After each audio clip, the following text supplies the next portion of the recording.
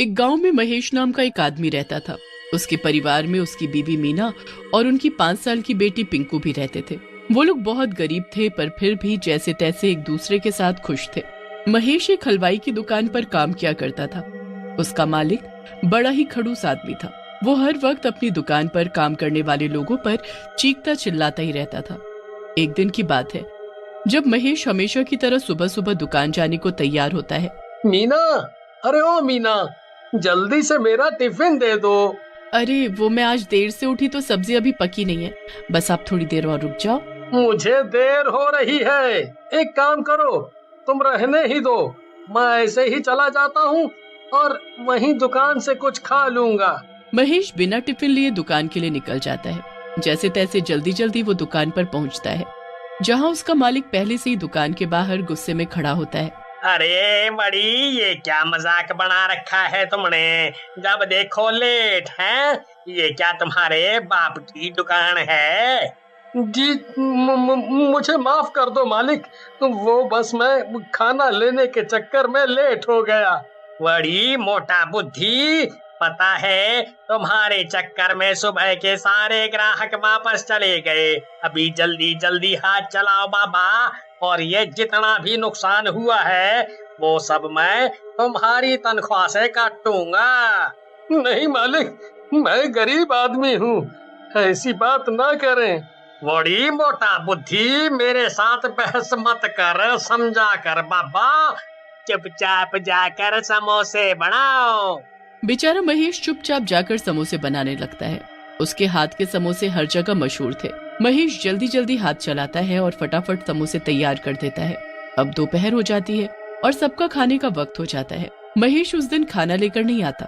फिर उसका एक दोस्त जो वहीं काम करता है, वहाँ आकर खड़ा होकर उसे देखने लगता है और उसे बोलता है, अरे महेश, क्या बात है, आज तू खाना नहीं खा रहा? अरे भाई, आज मैं खाना ही नहीं लाया। ओहो, पर तेरे लिए तो मालिक अंदर समोसे रखवा कर गए हैं। समोसे? क्या मेरे लिए समोसे? और मालिक क्या बात कर रहा है, वो इतने खड़ूस और मेरे लिए समोसे? अब तू इतना मत सोच और चल, जल्दी चल, वरना सारे समोसे ठंडे हो जाएंगे। दोनों अंदर जाते हैं। हरी अपना खाने का डब्बा खोलता है और वो खाने लगता है और महेश समोसे खाना शुरू करता है। दोनों दोस्त आपस में बात कर ही रहे होते हैं कि अचानक महेश का सर घूमने लगता है और फिर उसे उल्टियां होने लगती हैं। भाई भाई, मुझे बहुत बहुत अजीब लग रहा है। अभी तो तू बिल्कुल ठीक था, आखिर तुझे हुआ क्या? समझ ही नहीं आ रहा, बस मेरा दम घुट रहा है। मुझे जल्दी बाहर ले चल, जल्दी बाहर ले चल। हाँ, तू परेशान मत हो, मैं अभी तुझे बाहर ले चलता हूँ। हरी जल्दी से महेश को बाहर लेकर जाता है। महेश की हालत और खराब होने लगती है। हरी जल्दी से महेश के लिए पानी लेकर आता है। हरी महेश को पानी पिलाता है, पर महेश के गले से एक बूंद भी पानी नहीं उतरता। उसकी हालत और बदतर होने लगती है। उसे बार बार उल्टी आने लगती है और उसका सर बुरी तरह घूम रहा होता है। उल्टियां करते करते महेश जमीन पर गिर जाता है और उसके मुंह से झाग निकलने लगता है। हरी महेश को ऐसे गिरते देख जोर से चिल्लाता है। हरी की चीख सुनकर दुकान में काम करने वाले कुछ लोग वहां आकर खड़े हो जाते हैं। आसपास से पड़ोस की दुकान के लोग और दुकान का मालिक भी वहां आ जाते हैं। सब लोग महेश को देख ही रहे होते हैं। अरे बाबा, इसके मुंह से तो झाग निकल रहे हैं। इसने जहर वहर खा लिया है क्या? पता नहीं, इसने मेरे सामने तो कुछ नहीं खाया। बड़ी, इसके घर वालों को कोई जल्दी से खबर पहुंचाओ। महेश की बीवी को जैसे ही ये खबर मिलती है, वो बुरी तरह रोने लगती है। उसकी बेटी भी अपने पापा को याद करके खूब रोती है। किसी को समझ ही नहीं आता कि आखिर महेश की मौत हुई तो कैसे। कुछ दिन सब ऐसे ही चलता रहता है। महेश की जगह उसके मालिक ने किसी और को समोसे बनाने के लिए रख लिया था। फिर एक दिन जब वो नया आदमी समोसे बना रहा होता है, तो ऐसा महसूस होता है कि उसके पीछे कोई है। उसने पलट कर देखा तो वहाँ कोई नहीं था। समोसे बना रहा होता है, तो ऐसा महसूस होता है कि उसके पीछे कोई है। उसने पलट कर देखा तो वहाँ कोई नहीं था। तू कितना भी इधर उधर देख ले, पर तुझे मैं दिखाई नहीं दूंगा।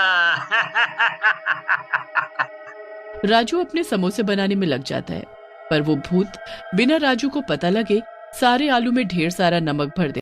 राजू अपना समोसा बनाने में लगा ही रहता है। समोसे बनाते बनाते उसे अपने आसपास बार बार किसी के होने का एहसास होता है, पर उसे वो भूत नजर ही नहीं आता। राजू के सारे समोसे तैयार हो जाते हैं। अब कुछ ही देर में ग्राहकों का आना भी शुरू होने ही वाला होता है कि तभी राजू के पीछे उसे एक हाथ महसूस होता है। राजू पलटकर देखता है तो इस बार उसे वो भूत अपने सामने साफ साफ नजर आने लगता है। राजू बुरी तरह चीखने लगता है। बताओ बताओ। तुझे मुझसे अब कोई नहीं बचा सकता, कोई नहीं। नहीं नहीं, ऐसा मत करो, मुझे छोड़ दो, मुझे छोड़ दो। मैं एक ही शर्त पर तुझे छोड़ूंगा, अगर तू यहाँ से चुपचाप यहाँ से चला जाए और कभी दोबारा दिखाई ना दे। बिल्कुल कभी नहीं, मैं क्यों आऊंगा? मुझ पर विश्वास करो, मैं यहाँ कभी कभी आसपास भी दिखाई नहीं दूंगा। बस मुझे यहाँ से जाने दो। बस फिर राजू वहाँ से दुम दबाकर भाग जाता है। उसके बाद भूत राजू का भेष बदलकर वहाँ समोसे बेचने बैठ जाता है। कुछ ही देर में दुकान पर ग्राहक आने भी शुरू हो जाते हैं। सबको यही लगता है कि राजू समोसे बेच रहा है। सब ग्राहक समोसे खरीद कर ले जाते हैं। फिर वहाँ एक आदमी आता है जो वहीं खड़े होकर समोसे खाने लगता है। समोसा इतना कड़वा होता है कि वो वहीं खड़े होकर थूकना शुरू कर देता है। उसे देखकर दुकान का मालिक बड़ा हैरान होता है और उससे पूछने लगता है कि वो ऐसा क्यों कर रहा है। अरे भाई, ये समोसा बेच रहे हो या जहर? इतना घटिया समोसा कोई कैसे खा सकता है? अगर समोसे बनाने नहीं आते तो बेचने की क्या जरूरत है? क्या लोगों को ये जहर खिलाकर मारने का इरादा है? मैं तो कभी इस दुकान पर वापस ना आऊं। मालिक की बड़ी बेइज्जती होती है। भूत मन ही मन ये सब देखकर बड़ा खुश होता है। मालिक उसी वक्त राजू को खूब डांटता है और उसे काम से निकाल देता है। अब उसकी जगह वो दूसरे आदमी को रखता है, पर उसके साथ भी वही सब होता है जो उससे पहले राजू के साथ हुआ होता है। दुकान का मालिक इन सब से बड़ा ही परेशान हो जाता है। उसे समझ ही नहीं आ रहा होता कि आखिर बार बार उसके समोसे इतने गंदे कैसे बन सकते हैं। उसकी दुकान पर अब कोई भी आने को तैयार नहीं होता। धीरे धीरे उसकी दुकान बंद सी पड़ जाती है। इन सब से मालिक बड़ा ही दुखी हो जाता है और खुद ही समोसे बनाने का फैसला लेता है। वो पहले एक समोसा बनाता है, फिर उसे खाकर देखता है तो वो बड़ा स्वाद होता है। फिर मालिक बाकी के समोसे बनाकर बेचने लगता है, पर भूत उसके पीछे आ खड़ा हो जाता है। भूत सारे समोसे फिर से खराब कर देता है और फिर लोग उसे खाकर थू थू करने लगते हैं। मालिक उस रात घर नहीं जाता और सर पकड़कर वहीं दुकान में बैठा रोता रहता है। आधी रात को जब भूत उसे दुकान में बैठे देखता है तो उसे भगाने के लिए वो उसके सामने आकर खड़ा हो जाता है। भूत भूत, अरे भूत! भूत नहीं, तेरा नौकर महेश, जो तेरी दुकान के समोसे खाकर मर गया। महेश, अरे बाबा, क्या ये सब समोसा तुम खराब कर रहे हो? हाँ, और मैं इस दुकान को बंद करवा के ही रहूंगा। अरे बाबा, पर मेरी इन सब में गलती क्या है? तेरे दिए समोसे खाकर मैं मर गया, तूने मुझे मारा है। अरे बाबा, मेरे दिए हुए समोसे? ये तुम क्या बोल रहे हो? मैंने तुम्हें कौन से समोसे दिए? मुझे पागल मत बना, तूने ही हरी को मेरे लिए समोसे दिए थे। अरे बाबा, ये तुम क्या बोले जा रहे हो? उस दिन तो मुझे अचानक अपने घर जाना पड़ा। मैंने तुम्हारे लिए कोई समोसे नहीं दिए थे, मुझे कुछ नहीं पता बाबा। भूत सोच में पड़ जाता है और अब उसे सब समझ आ जाता है। मतलब मैं अभी तक ये सोचता रहा कि मेरी मौत तुम्हारी वजह से हुई, पर मुझे तो हरी ने मारा था, मेरे दोस्त हरी ने। उसे तो मैं सबक सिखाऊंगा आज, उसके कारण मैं इस दुनिया में नहीं रहा और मेरी बीवी, मेरी बच्ची किसी गरीब की जिंदगी जी रहे हैं। अरे बाबा, तुम चिंता मत करो, मैं तुम्हारी बीवी को अपनी दुकान पर काम पर रख लूंगा। बस फिर अगले दिन महेश की बीवी को मालिक दुकान पर रख लेता है। महेश रोज अपनी बीवी की समोसे बनाने और बेचने में मदद करता। महेश के घर की और मालिक की दुकान के हालात फिर से सुधर जाते हैं। पर महेश का भूत उस हरी को किसी भी दुकान में टिकने ही नहीं देता। वो हर जगह हरी का सब काम खराब कर देता है। एक दिन हरी दुखी होकर वहाँ से दूर चला जाता है और कभी उस जगह नजर ही नहीं आता। एक गांव में शामू नाम का एक व्यापारी अपनी पत्नी शालू के साथ रह गया, तो उसने सोचा क्यों न जंगल के रास्ते से चला जाए। ओहो, आज तो काफी ज्यादा लेट हो गया। ऐसा करता हूँ, जंगल के रास्ते से निकल जाता हूँ, जल्दी ही अपनी शालू के पास पहुँच जाऊंगा। वैसे भी आज कह रही थी आलू के समोसे बनाएगी मेरी शालू। लेकिन जैसे ही शामू जंगल के अंदर आगे बढ़ता है, अंधेरा बढ़ने लगता है। ओहो, घर जाने की जल्दी में मैं फालतू में ही जंगल के अंदर से आ गया। कितना अंधेरा है अंदर। जल्दी जल्दी कदम बढ़ाता हूँ ताकि घर समय से पहुँच सकूँ। ऐसा कहकर शामू तेजी से जंगल को पार करने लगता है। तभी घने जंगल में उसे कोई चीज चमकती हुई दिखती है। शामू बहुत हैरान होता है और उस चमकती हुई चीज के पास जाने लगता है। अरे ये क्या है? इस घने जंगल में ये क्या चमक गया है? मुझे जाकर देखना चाहिए। लेकिन जैसे ही शामू उस चमकती चीज के पास पहुंचता है, डर कर चिल्लाने लगता है। वहाँ एक जवान लड़की की लाश पड़ी होती है और लड़की ने हाथों में एक हीरे की अंगूठी पहनी होती है। मर गया रे, ये तो लाश है किसी लड़की की, और ये हीरे की अंगूठी इतना चमक रही है। पहले तो शामू वहाँ से जाने की सोचता है, लेकिन हीरे की अंगूठी के लालच में वो वहीं रुककर अंगूठी निकालने लगता है। अरे बाप रे, ये अंगूठी तो निकल ही नहीं रही है। लगता है लाश भूल गई है। अब क्या करूं? फिर शामू अपने पास से एक चाकू निकालता है और लाश की उंगली काटकर अंगूठी निकाल लेता है और उस लड़की की लाश को जंगल में ही दफना देता है। ओहो, बाप रे, बहुत थक गया, कितने पसीने आ गए। लेकिन चलो, ये लाखों की अंगूठी तो मिली। वैसे भी ये लाश के इस काम की है। आज ही शालू को दूंगा, मजा आ जाएगा। अंगूठी लेकर शामू जंगल से निकल जाता है और खुशी खुशी शालू के पास पहुंचता है और उसे अंगूठी दे देता है। वाह, कितनी सुंदर अंगूठी है और कितना बड़ा हीरा लगा है इसमें। सचमुच बहुत ही प्यारी है ये। लेकिन एक बात तो बताओ प्रियतम, आपको ये अंगूठी मिली कहाँ से? अरे कहाँ से मिली मतलब? अरे पैसे देकर खरीदी है। ऐसी अंगूठियाँ कहीं पड़ी मिलती हैं क्या? इतने दिनों से मैं कोई धनिया थोड़ी उगा रिया हूँ। अरे काम करने शहर जाता हूँ, शहर। गुस्सा तो जैसे नाग पर ही बैठा रहता है। अरे मैं तो वैसे ही पूछ रही थी। चलो अब जल्दी से हाथ मुंह धो लो, तुम्हारी शालू ने आलू के समोसे बनाए हैं तुम्हारे लिए। हाँ।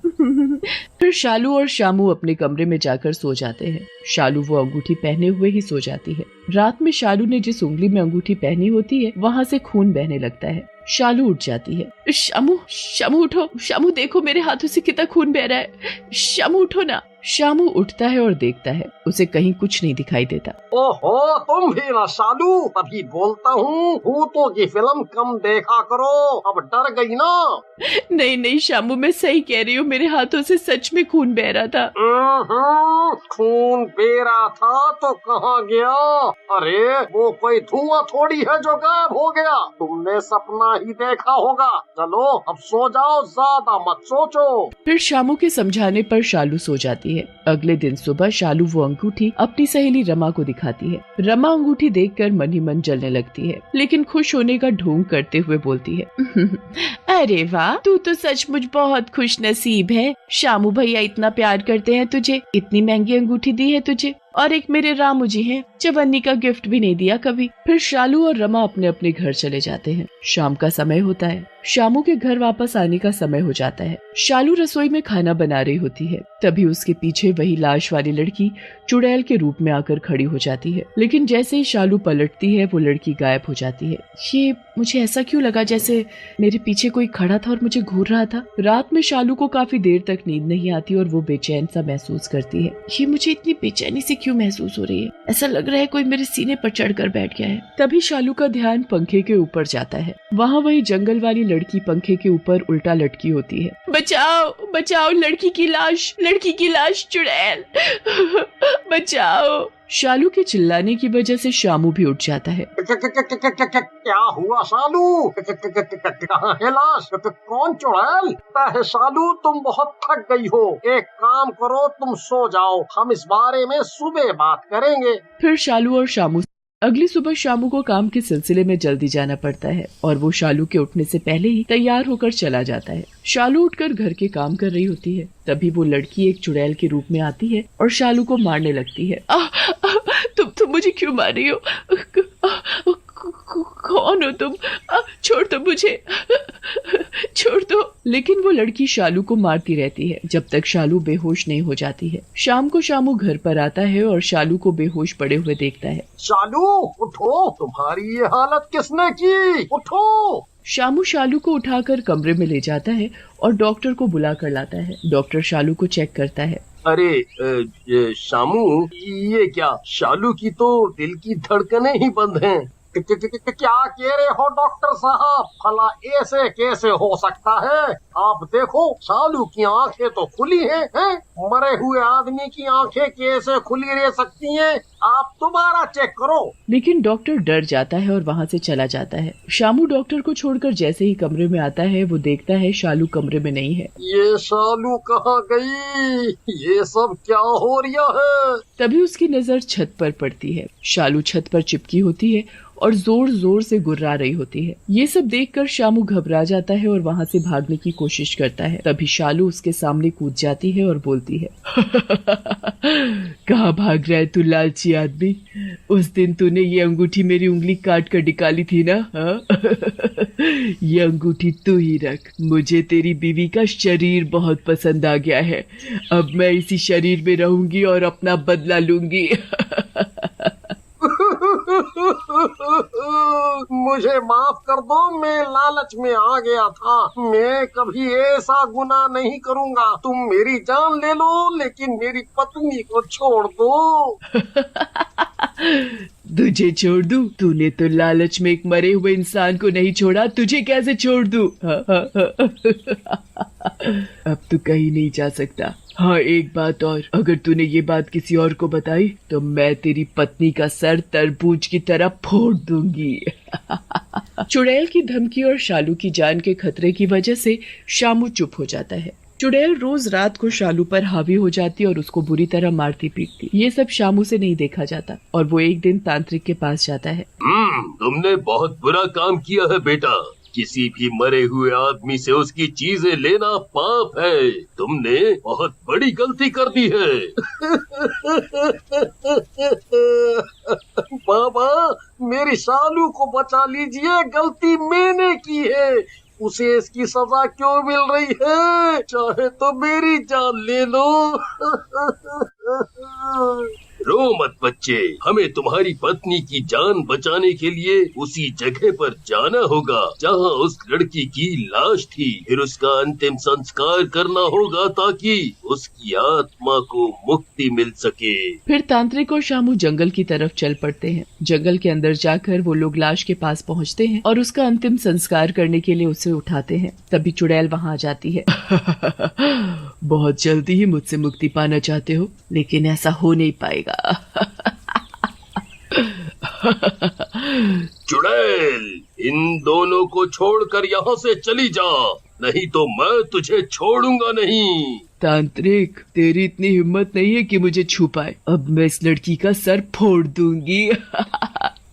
लेकिन इससे पहले चुड़ैल कुछ करती, तांत्रिक चुड़ैल के पास जाकर उसका सर पकड़ लेते हैं और शामू को बोलते हैं, शामू बेटा, जल्दी से इस लाश को जला दो, नहीं तो मैं इसको ज्यादा देर रोक नहीं पाऊंगा और ये तुम्हारी पत्नी का सर फोड़ देगी। शामू जल्दी से लाश को जला देता है। उधर लाश के जलते ही शालू के शरीर में भी आग लग जाती है। ये क्या हो रहा है बाबा? ये तो मेरी शालू भी जलने लगी। तुम चिंता ना करो बेटा, कुछ ही देर में तुम्हारी पत्नी ठीक हो जाएगी। ये तो चुड़ैल है जो जल रही है।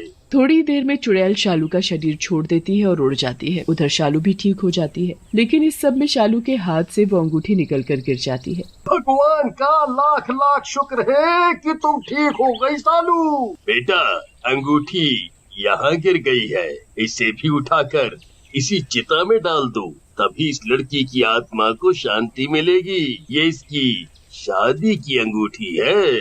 फिर शामू ऐसा ही करता है।